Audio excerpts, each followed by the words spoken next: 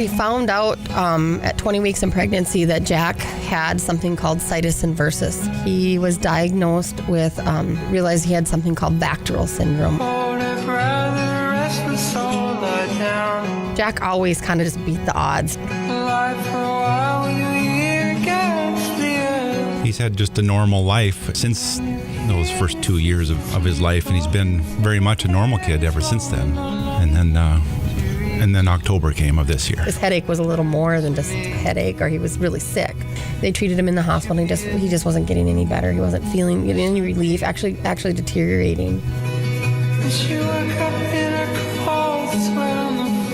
Said we're going to get Jack in for an MRI, and he went down at about, I think it was about 11 in the morning, and came back up, sat me down, just said, Jack's MRI showed numerous lesions or cysts. They kind of just said they didn't want us to see the MRI because it was very alarming. Kind of laid out the worst possible scenario that you would ever want to hear about your son. You kind of focus, unfortunately, on the worst. That we're going to lose him.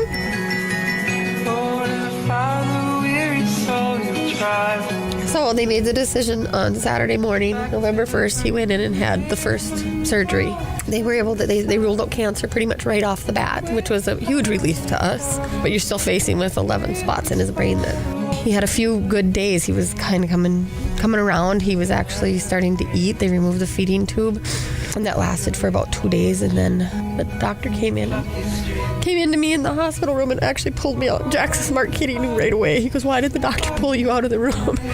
The doctor told me that they all had gotten bigger. Anybody in that situation might start asking about a second opinion, but we ultimately felt confident in the care that he was getting here.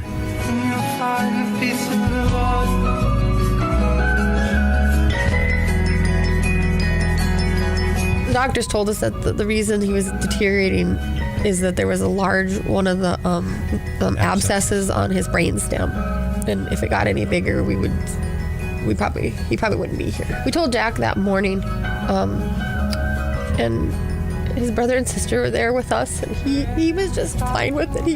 We said a prayer. He says it's gonna be okay. I mean, he never shed a tear this whole time. He's been just a trooper. As we were wheeling him down to go to surgery, I whispered in his ear and I said, Jack, I love you, and I love your brother and sister too, but you're my favorite. And he goes, "I know that, Mom. I'm everybody's favorite." He came out and he was awake when he came out, and he could talk to us right away, and he smiled, and he took a shower the next night. He was even singing in the shower. He sang cover of the Rolling Stones for me because it's my favorite song.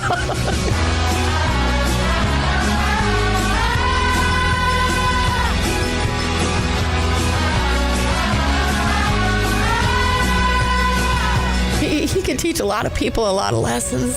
I also don't want to ever leave this out, that Jack has got an amazing school.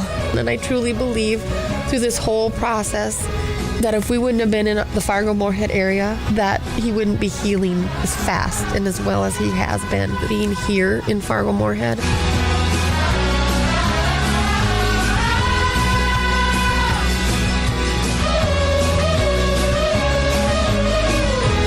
I pray for those families that have to go this alone. We are so fortunate to have this facility and the caliber of doctors that we have here. It was Dr. Morelos, his name, and he's a wonderful, wonderful man. And I truly believe without someone like him on staff at Sanford, my son would not be here today. We're all doing wonderful and happy, but I just have this mom worry, when Jack's, 6 months down the road, when Jack's out riding his bike with his buddies, that's when I'll probably see the relief.